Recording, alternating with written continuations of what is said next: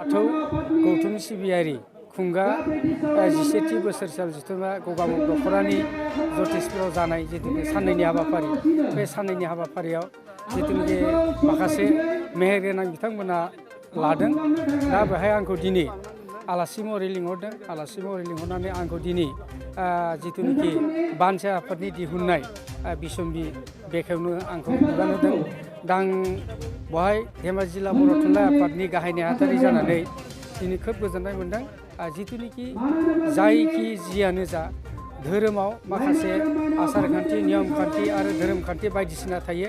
दा बिथांमोना जिथुनिखि सुजु आफादनि गाहाय चेयारमेन जलेन चन्द्र बर' आरो सुजु आफादनि गाहाय नेहाथारि जोंहा कान्देस्वर बर' बिथांमोननि जिथुनिखि हाबाफारि बे हाबाफारियाव बिथांमोना सानै हरै गावसोरनि मावनांगौ खामानिखौ दोनथ'नानैबो बिथांमोना सेबखांदों।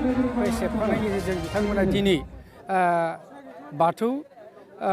बाथौ सिजौआरि जिथुनिखि बिसम्बि बे बिसम्बियाव माखासे बिथांमोना धोरोमनि आरो बायदिसिनानि बेलायाव लिरनानै दोनदों। दा बे लिरनाया मोजाङैनो नुदों आरो आं दिनै जिथुनिखि बिसम्बि बेखेवनो खोब गोजोननाय मोन्दों।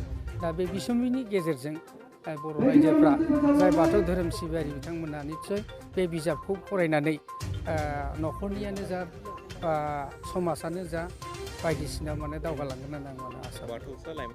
आं बेखौनो मेसेज होनो सानदोंदि जिथुनिखि नै दिनैनि जिथुनिखि बिसम्बिनि माखासे बेहाय लाइखङाव दङ लाइमोन जिथुनिखि दावगाबोनाय बे दावगाबोनाय बिथांमोना समाजखौ दैदेननायाव जाहाथे बारहावा गाज्रि सोमजिहोआ आरो जायफोरनिखि बारहावा गाज्रि सोमजिनाय जाहाथे बेनि गेजेरजों लाइमोन बिथांमोना जाहाथे बयखौबो माने सोदांनायाव लाबोयो। आं बेखौनो बर' थुनलाइ आफादनि जानानै ডিভাইডেড লখিমপুৰ জিলা বাথৌ মহাসভাই ইয়াত তেওঁলোকৰ বাথৌনি গুমুৰ এই কিতাপখন উন্মোচন কৰিবৰ কাৰণে মোক নিমন্ত্ৰণ জনাইছিলে।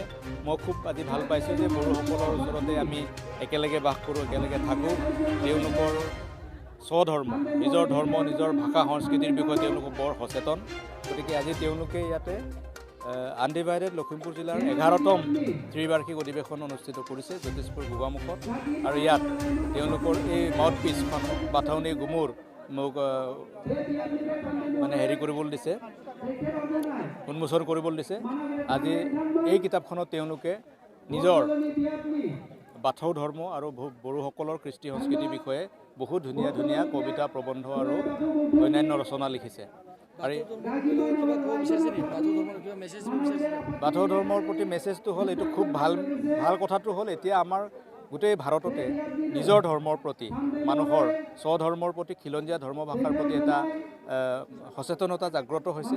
গতিকে তেওঁলোক বাথৌসকলে বড়োসকলক সমস্ত বড়ো সমাজক বাথৌৰ এনাজৰীৰে বান্ধ খুৱাই পেলাই লগতে সমগ্ৰ অসমৰ জনজাতি সকলোকো এই ক্ষেত্ৰত আগুৱাই নিয়াৰ ক্ষেত্ৰত সহায় কৰিব বুলি আমি আশা কৰিছোঁ।